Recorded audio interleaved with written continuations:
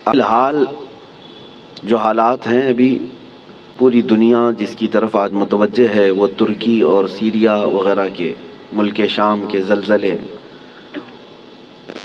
بہت بڑی تباہیاں لا چکے ہیں۔ وہ زلزلے جو اعداد و شمار پیش کیے جاتے ہیں گورنمنٹ کی طرف سے وہ ایک محدود انداز میں ہوتا ہے، اور نہ جانے اس ملبے کے اندر ابھی کتنی لاشیں دبی ہوں گی، کتنے لوگ زخمی ہو کر اپنی زندگیوں سے ہاتھ دھو چکے ہوں گے۔ کوئی سوچتا بھی نہیں، کسی کو معلوم بھی نہیں ہوتا کہ کب زمین پھٹ جاتی ہے اور کب بڑی بڑی عمارتیں زمین میں نیچے آ جاتی ہیں۔ یہ کیوں آتے ہیں زلزلے؟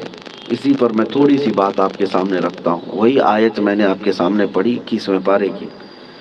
اللہ فرماتا ہے زمین میں فساد ظاہر ہو جائے گا۔ کب؟ بما کسبت ایدی الناس، لوگوں کے ہاتھوں کی کمائی کی وجہ سے۔ اور کیوں زلزلے دیتا ہے رب تعالیٰ؟ لیذیقہم بعض الذی عملوا، اللہ فرماتا تاکہ وہ جو کچھ کر چکے ان کو کچھ چکھا دوں۔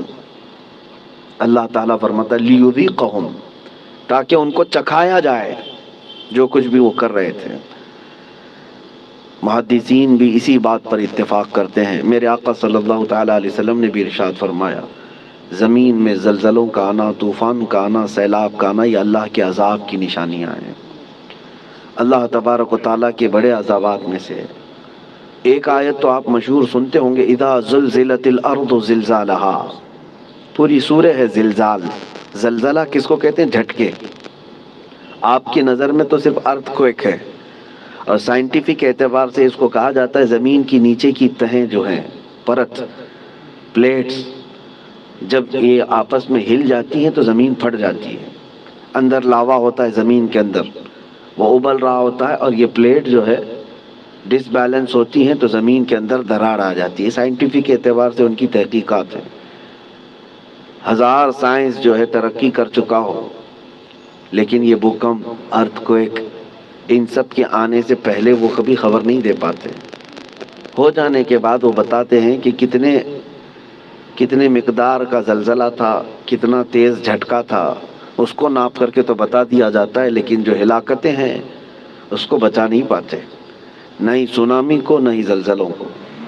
قرآن میں جس زلزلے کا ذکر ہے اذا زلزلت الارض زلزالہا، یہ آیت سن کر کے ہمارے امام اعظم ابو حنیفہ رحمۃ اللہ علیہ مغرب کی نماز سے لے کر کے جو روتے رہے تو رات گزر چکی تھی، پوری رات ان کی داڑھی سے آنسوؤں کے قطرے ٹپکتے تھے، مصلی بھیگ جاتا تھا اس ایک آیت کو سننے کے بعد کہ اللہ کیا فرماتا ہے اس میں، جب زمین ہلا دی جائے گی، اذا زلزلت الارض زلزالہا واخرجت الارض اثقالہا، اور زمین اپنے اندر بوجھل چیزوں کو باہر نکال دے گی، سب نکل جائے گا۔ لیکن اس آیت میں جو زلزلے کا ذکر ہے وہ سب سے لاسٹ، فائنل اور بڑا زلزلہ ہے جو قیامت کے قریب ہوگا۔ اس وقت پوری دنیا کی زمین ہلا دی جائے گی، وہ ایک علاقے کی نہیں ہے، ایک ملک کی یا ایک خطے کی نہیں۔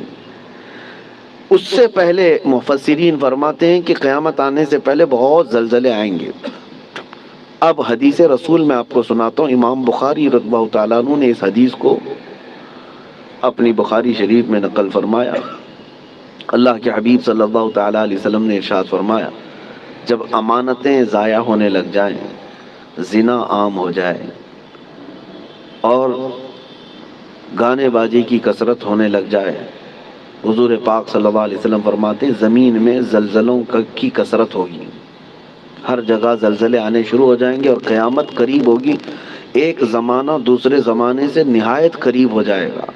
اور حدیث پاک بخاری شریف کی حدیث ہے، میرے آقا فرماتے ہیں مال کی فراوانی اتنی ہوگی، مال اتنا ہوگا جیسے لگتا ہوگا کہ ہر جگہ سے ابل رہا ہے مال، ہر ایک کے پاس مال آئے گا، مال آئے گا، غریب کوئی نہیں رہتے۔ آج کے حالات میں بھی دیکھیں آپ، غربت و افلاس بہت کم ہو چکی ہے۔ آج کے زمانے کا غریب وہ ہے جو پچھلے زمانے کا امیر تھا۔ آج کا جو غریب ہے اس کو غریب کس کو کہتے ہیں؟ بھائی اس کے پاس کار نہیں ہے، اس کے پاس بائک نہیں ہے، غریب ہے، اس کو آج غریب سمجھا جاتا ہے۔ کھاتا پیتا ہے، پہنتا ہے، گھر بھی ہے، سب ہے، غربت اس طرح کی نہیں رہے گی، مال کی فراوانی ہوگی، یہاں تک کہ حضور پاک صلی اللہ علیہ وسلم فرماتے ہیں دریائے فرات سے سونے کا پہاڑ ظاہر ہوگا، اگر تم زندہ رہے تو اس میں سے ایک پائی بھی لینے کی کوشش مت کرنا، حضور نے فرمایا، اس لیے کہ اس کے حصول کے لیے لوگ ایسے لڑیں گے کہ 100 لوگ اگر اس مال کو سونے کو لینے جائیں گے 99 قتل ہو جائیں گے، ایک بچے گا، مر جائیں گے سب۔ اور اسی حدیث پاک میں جو میں نے کہا زلزلے والی، اسی میں اللہ کے حبیب صلی اللہ علیہ وسلم نے فرمایا حرج بڑھ جائے گا، حرج بڑھ جائے گا۔ تو صحابہ نے پوچھا کہ حرج کیا ہے میرے آقا؟ حضور پاک صلی اللہ علیہ وسلم فرماتے ہیں ایک دوسرے کا قتل کثرت سے ہوگا۔ تو اس زمانے میں ہم آ چکے میرے عزیزو، زمینیں جب ہلا دی جاتی ہیں پڑوس کی، خوف سے ہمارا دل ہل جانا چاہیے۔ حضرت عمر ابن عبدالعزیز رضی اللہ تعالیٰ عنہ 5ویں خلیفہ راشد ہیں، ان کے زمانے میں کسی ملک میں زلزلہ آیا، زمین ہل گئی، تو وہاں کے جو گورنر تھے، وہاں کے جو ذمہ دار تھے، حاکم تھے، ان کے نام پر حضرت عمر ابن عبدالعزیز نے فوراً خط جاری کیا کہ جیسے ہی زلزلہ آیا، حالانکہ وہ زمانہ عمر ابن عبدالعزیز کا تھا، عدل و انصاف کا زمانہ، ان کے زمانے میں جس جگہ پر زلزلہ آیا تھا اس جگہ انہوں نے اتنا ٹائٹ کر دیا، کورونا میں جیسے کوارنٹائن وغیرہ کے معاملات تھے، ایسے حضرت عمر ابن عبدالعزیز نے سارے لوگوں کو ٹائٹ کر دیا، کہا اس پورے خطے کے لوگ کثرت سے استغفار کریں، سب استغفار میں مشغول ہو جائیں، کوئی ایک بندہ بھی نہ رہے۔ اور پھر وہاں کے حاکموں کو اور وہاں کے جو گورنر تھے ان کو خط لکھا کہ جتنا تمہارے پاس ہے سب کا سب صدقہ کر دو، خیرات کر دو، الصدقۃ تطفئ البلایا، میرے آقا صلی اللہ علیہ وسلم نے فرمایا صدقہ بلاؤں کو ٹال لیتا ہے، تمہارے پاس جو ہے وہ صدقہ کر دو، اس لیے کہ اللہ کا غضب تمہارے ہاں آیا ہے، اللہ کا عذاب تمہارے شہر میں آیا ہے، زلزلہ آیا ہے۔ تو سارے لوگوں پر آپ نے لازم کر دیا تھا کہ استغفار میں مشغول ہو جائیں اور صدقہ و خیرات کثرت سے کرنے لگ جائیں۔ عزیزان گرامی وقار، اور ابھی 3 اور بڑے زلزلے آنے والے ہیں جس کی بشارت میرے آقا صلی اللہ علیہ وسلم نے فرمایا، عرب کی سرزمین پر آئے گا، مشرق میں اور مغرب میں، یعنی ایک ایسٹ میں، ایک ویسٹ میں، اور ایک عرب کی سرزمین۔ ایک قیامت سے پہلے 3 بہت بڑے زلزلے آنے والے ہیں جس میں لاکھوں لوگ دھنس جائیں گے، زمین اتنی تیز پھٹے گی کہ ہزاروں کی نہیں لاکھوں کی تعداد اس میں زمین میں چلی جائے گی۔ مشرق میں ہم لوگ بھی آتے ہیں، ویسٹرن میں دوسری کنٹریز ہیں، آپ کو پتہ یورپ وغیرہ، اور عرب ہے۔ اور ان زلزلوں کے متعلق جو فرمایا گیا وہ قیامت سے قریب آنے والے ہیں، وہ بڑی نشانیوں میں سے ہیں۔ اور ان عذابات میں جو گرفتار ہو گئے، اللہ کی پناہ، اللہ کی پناہ، کوئی دنیا کی طاقت انہیں نہیں بچا پاتی، کوئی دنیا کی طاقت انہیں روک نہیں سکتی۔ اسی لیے آج میں یہ میسج دینا چاہ رہا تھا کہ کثرت سے استغفار میں لگ جائیں، جتنا زیادہ ہو سکے، صرف اپنے لیے نہیں، اپنے بھائیوں کے لیے۔ سورہ انفال 9ویں پارے میں اللہ تعالیٰ فرماتا ہے وَمَا كَانَ اللَّهُ لِيُعَذِّبَهُمْ وَأَنْتَ فِيهِمْ وَمَا كَانَ اللَّهُ مُعَذِّبَهُمْ وَهُمْ يَسْتَغْفِرُونَ۔ آیت ہے، اللہ فرماتا ہے اللہ اس قوم کو عذاب نہیں دے گا اس لیے کہ اے محبوب آپ ان کے بیچ میں ہیں۔ ایک ذریعہ یہ ہے۔ دوسری بات اللہ تعالیٰ قرآن میں فرماتا وَمَا كَانَ اللَّهُ مُعَذِّبَهُمْ وَهُمْ يَسْتَغْفِرُونَ، اور اللہ ان کو اس وقت تک عذاب نہیں دے گا جب تک یہ استغفار کرتے رہیں گے، جب تک یہ استغفار کرتے رہیں گے۔ استغفار کیا ہے؟ استغفر اللہ ربی من کل ذنب واتوب الیہ، استغفر اللہ ربی من کل ذنب واتوب الیہ، استغفر اللہ ربی من کل ذنب واتوب الیہ۔ میرے عزیزو، کثرت سے استغفار کرو۔ اور اسی کو میں نے بہت پہلے کورونا کی جب ابتدائی حالات تھے اس وقت میں نے ایک اپنے چھوٹے سے میسج میں بیان میں نشر کیا تھا کہ اللہ کے حبیب صلی اللہ تعالیٰ علیہ وسلم نے ارشاد فرمایا کہ یہ عذاب الہی کی نشانیاں ہیں، استغفار کرو، اور جب تک استغفار کرتے رہو گے اللہ اس عذاب میں مبتلا نہیں کرے گا۔ آج کہیں کسی پڑوس کے گھر پر آگ لگی ہو تو اس کی چنگاریاں تمہارے گھر کو بھی جلا سکتی ہیں۔ یہ مت سمجھنا کہ ترکی ہل گیا، ملک شام ہل گیا، یہ تو ہم بہت دور بیٹھے ہیں، زمین تو سب کی جڑی ہوئی ہے، زمین ایک ہی ہے، اور ان زلزلوں کے ساتھ اللہ تعالیٰ پوری دنیا کو یہ عبرت دینا چاہتا ہے. اسی لیے توبہ و استغفار کے ذریعے سے اپنے اعمال کی طرف توجہ دیں. اور وہ جو ہزاروں لوگ دھنس گئے ہیں زمینوں کے اندر، ان کے لیے مغفرت کی دعا کریں. اور جو آج قسم پرسی کے عالم میں وہاں پر ہیں، بڑی بڑی عمارتیں جو ڈھہ گئیں، بہت سارے لوگ بے گھر ہو چکے، ان کے مال مویشی سب ہلاک ہو چکے، ان کے لیے اپنے دل میں رقت پیدا کریں. وہ تمہارے بھائی ہیں، امت مصطفیٰ ہیں. نبی پاک صلی اللہ تعالیٰ علیہ وسلم نے یہی ارشاد فرمایا، مومن وہی ہے کہ جو دوسرے مومن کی تکلیف پر تڑپ جائے.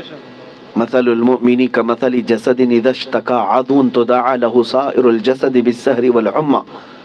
ایک مومن کی مثال میرے آقا فرماتے ہیں سارے جسم کی طرح ہے. ایک عضو کو بھی تکلیف ہوگی تو پورے جسم میں بخار آ جائے گا. آج ترکی اور سیریا ملک شام کے غم میں ہم شامل ہیں. آج ہمیں ان کے لیے استغفار بھی کرنی ہے، ہمیں ان کے لیے دعائیں مغفرت بھی کرنی ہے، ان کے لیے رحم کی بھیک اللہ کی بارگاہ میں مانگنی ہے.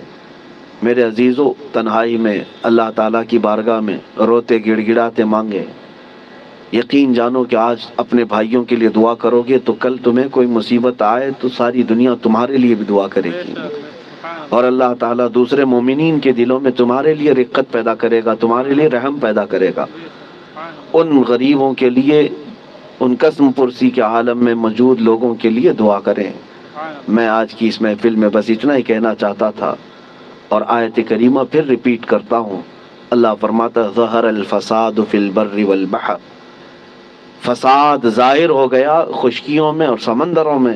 بما کسبت ایدی الناس. وجہ کیا ہے؟ اس لیے کہ لوگوں کے ہاتھوں کی کمائی ہے، ان کے اپنے برے اعمال ہیں، ان کے گناہ ہیں، ان کے شامت اعمال ہے. لیذیقہم بعض الذی عملوا. اور اللہ فرماتا ہے یہ کیوں ان کے اوپر عذابات آئے؟ تاکہ ان کو چکھایا جائے جو کچھ یہ کرتے تھے. اور ان کو چکھانے کے بعد مقصد کیا ہے؟ اللہ فرماتا ہے لعلہم یرجعون، تاکہ وہ دوبارہ لوٹ آئیں، تاکہ وہ اپنی پرانی حالتوں سے توبہ کر کے اچھی حالتوں کی طرف باز آ جائیں. اللہ کریم ہم سب کو کہنے سننے سے زیادہ عمل کی توفیق عطا فرمائے. اے رب کریم تیرے عذابات سے ہماری حفاظت فرما. ہم تیری آزمائشوں کے قابل نہیں مولا، تیرے امتحان میں اتارے جانے کے قابل نہیں. اے رحمان اے رحیم ہم سب کو آئے ہوئے عذابات سے محفوظ فرما دے. اے کریم خدا، تیرے رسول نے جو دعا کیا تھا تیرے دربار میں وہی دعا کرتا ہوں. اللہم انی اسألک من خیر ما سألک منہ نبیک سیدنا محمد صلی اللہ علیہ وسلم